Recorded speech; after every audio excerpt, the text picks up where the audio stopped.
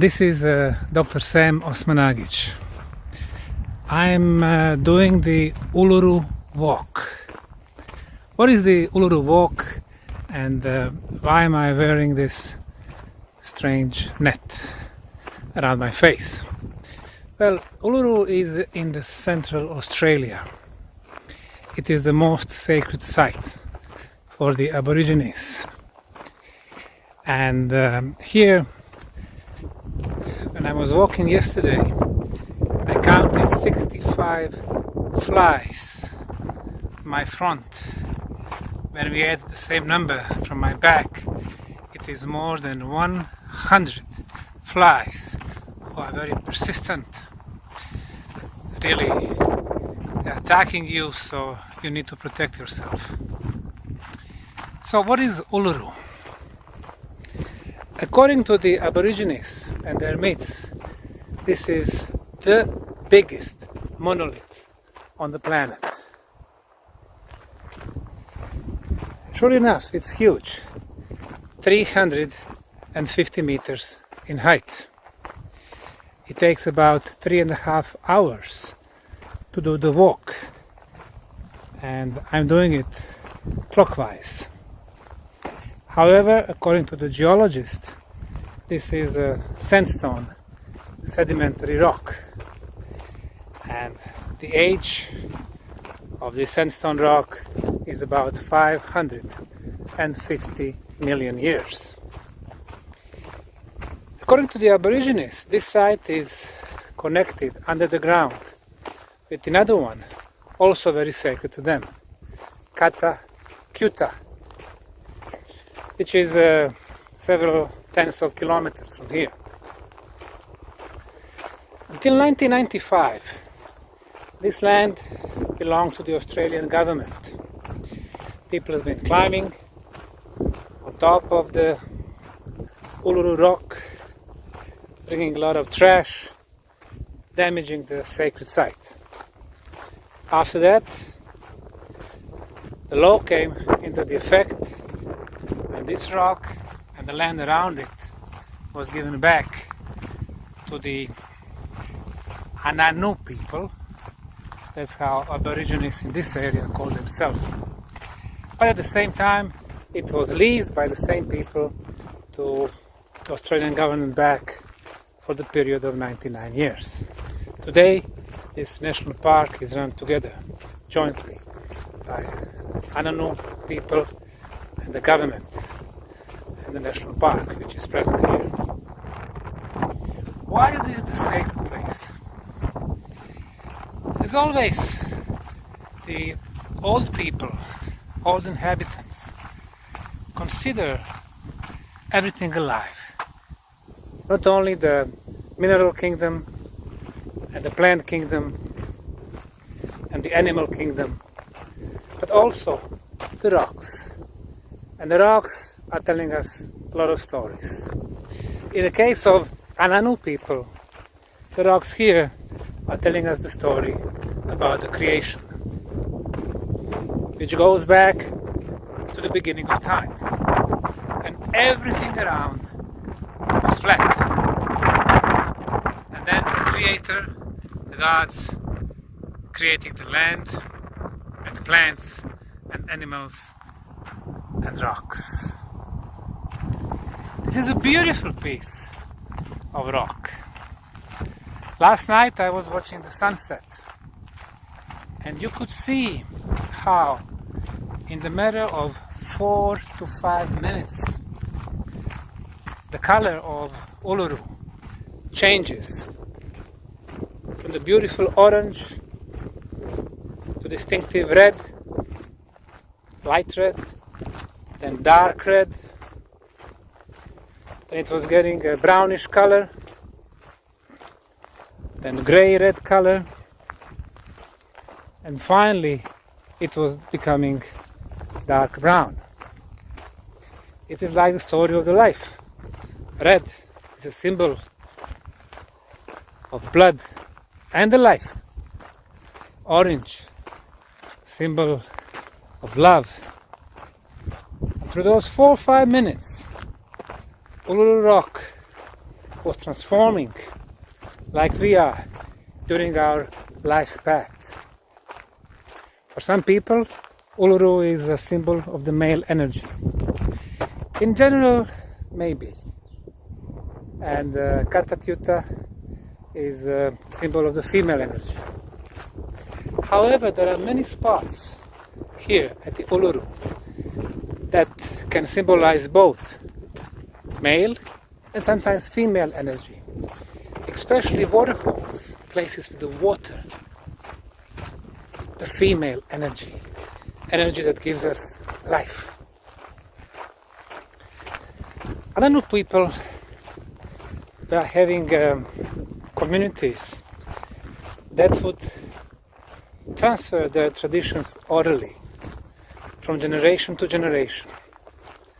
Grandfathers talking to their grandsons, grandmother taking granddaughters to very sacred spots where man would not go, teaching them about the life.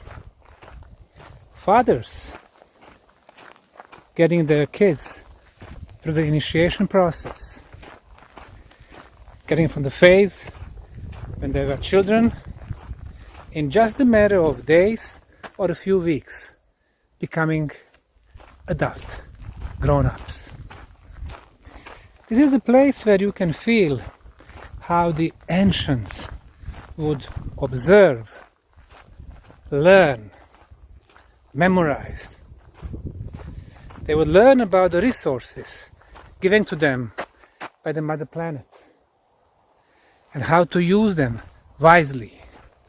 The water, the land which was not so fertile. Every plant has the purpose. The leaf, bark, the fruits. Every animal could be used completely. Bone, flesh, feather, skin. Everything in surrounding areas could give you different colors. Black and white and red. Lot to learn from the Ananu people.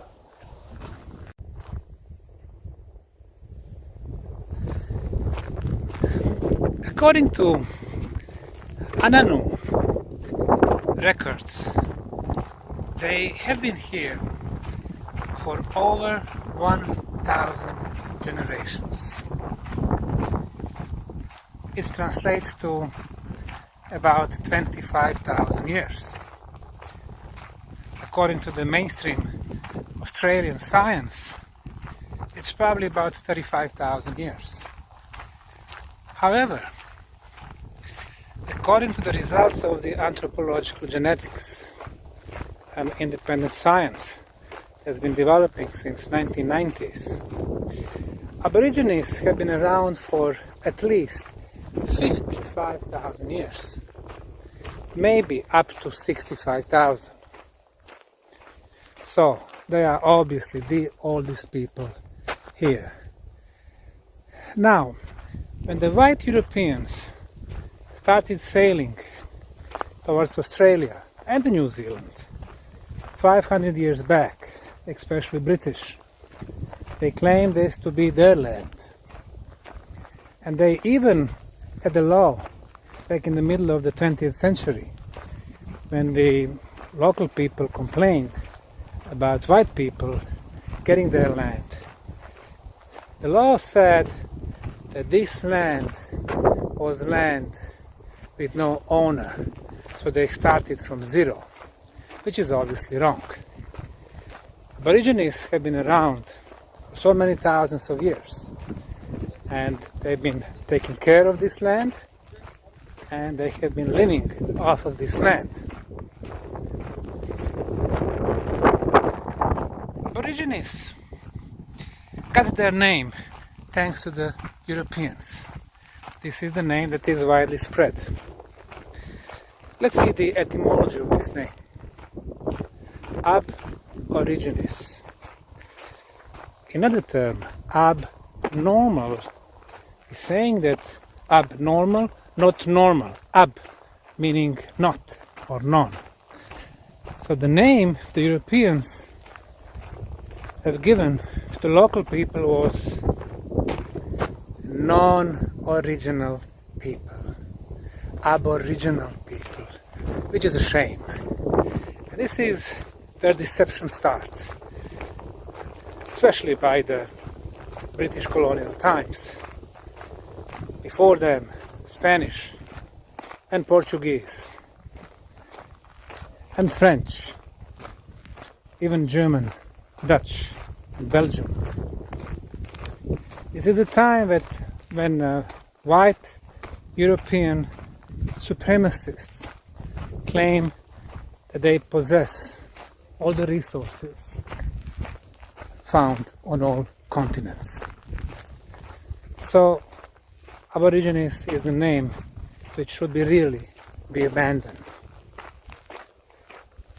Originally, people who lived here, they were speaking more than 200 languages, thousands of different dialects. They belonged to this land. They knew this land. They knew how to nurture it, how to protect it. They knew how to live in harmony with this land. So, according to the geologists, the Uluru rock is going under the ground at least 5 to 6 kilometers. According to the Ananu people, much more than that. And then this underground structure connecting other sacred sites. I guess we will need to wait another 100 or 200 years to develop technology where we should be able to read off the monitor screen about the true origin, age, and dimensions of this exceptional rock.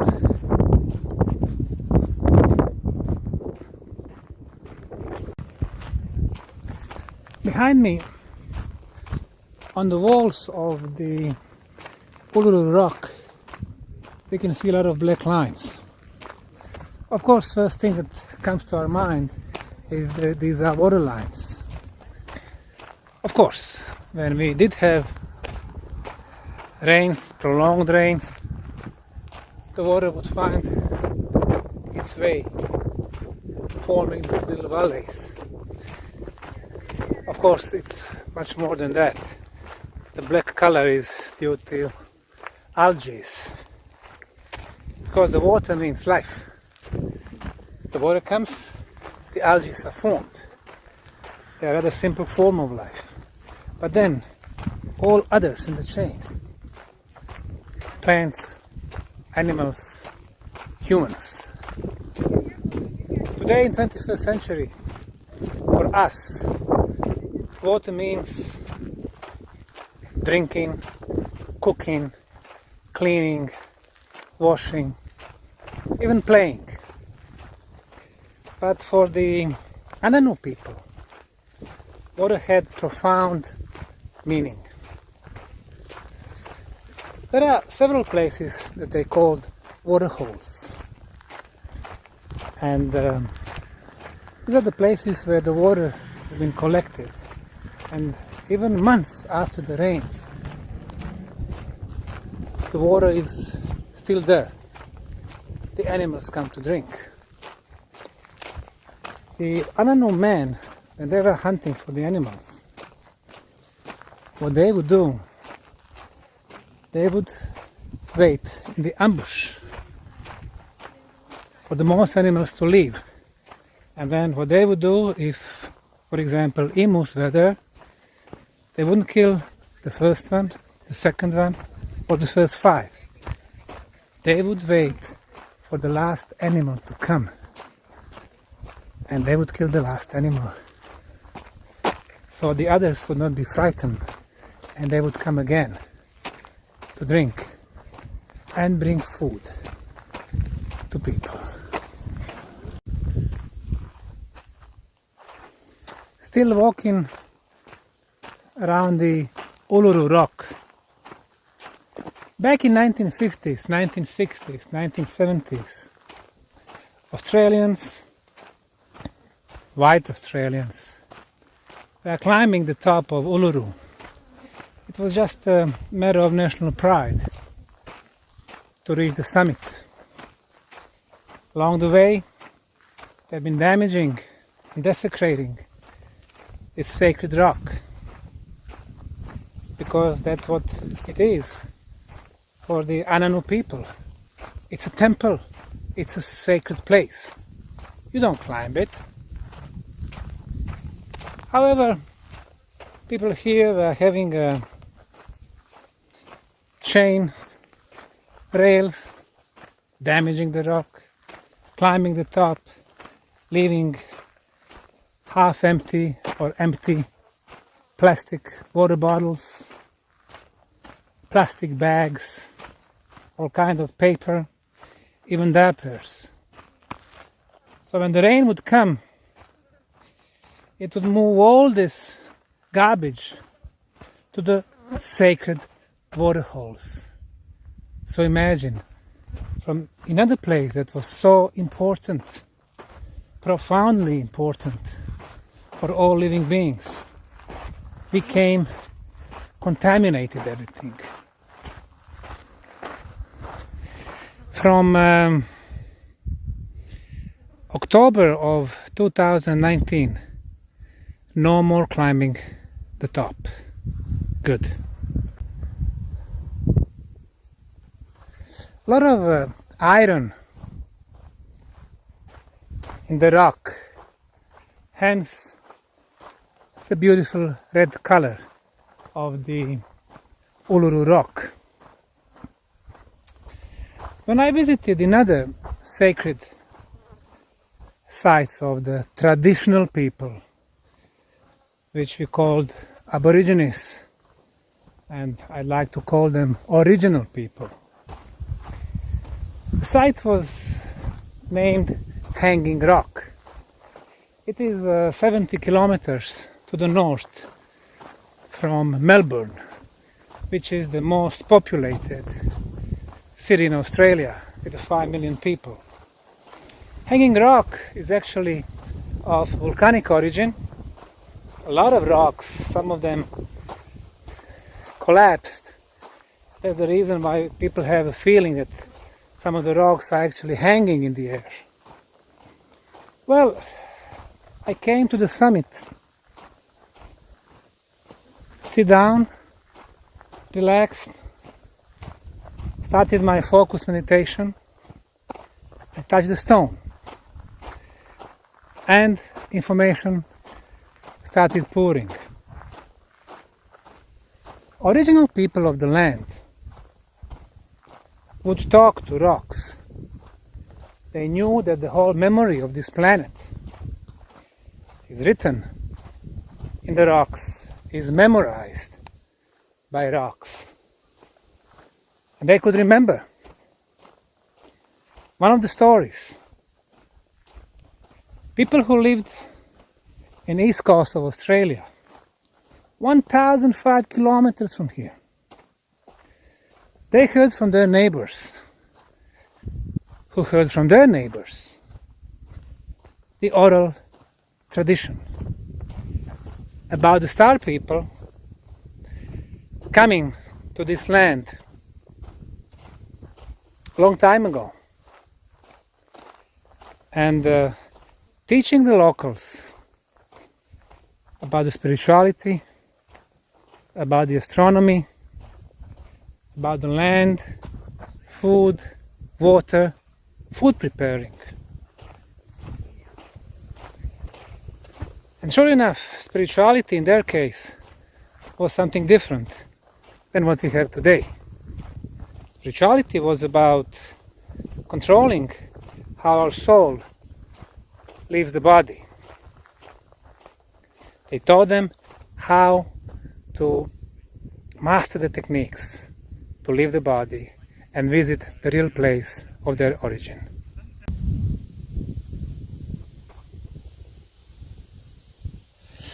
So I'm doing this Uluru walk, which reminds me a little bit to my Kalashkora. Of course, this is much easier, much more pleasant for me. 28 degrees Celsius today. I like warm. I don't like cold. But Mountain Kailash in western Tibet, beginning of May, minus 25 degrees. Kalashkora takes 3 days for most of the people, 52 kilometers, 5,500 to 6,500 meters above the sea level, lack of oxygen. It is holy mountain for 4 religions, including 2 major ones. One is Hindu. For Hindu religion, when you do Kalashkora, you get rid of your sins. For Buddhists, in their tradition, doing the Kalashkora, you earn the merit. Also for the Ananu people, when you do the walk, especially the walk around Katakura, you are releasing all your sins. What does that mean? Does it mean that you can clear your past and that you can remove and get rid of all your sins from the previous life, and that way you erase your karma with no need to come back to this physical body anymore in the future? Well, I can say one thing. I feel very happy to do these walks around the sacred places, trying to connect with our ancestors, trying to remember, trying to pull some of the memories on the surface, trying to show my respect from the past and the future.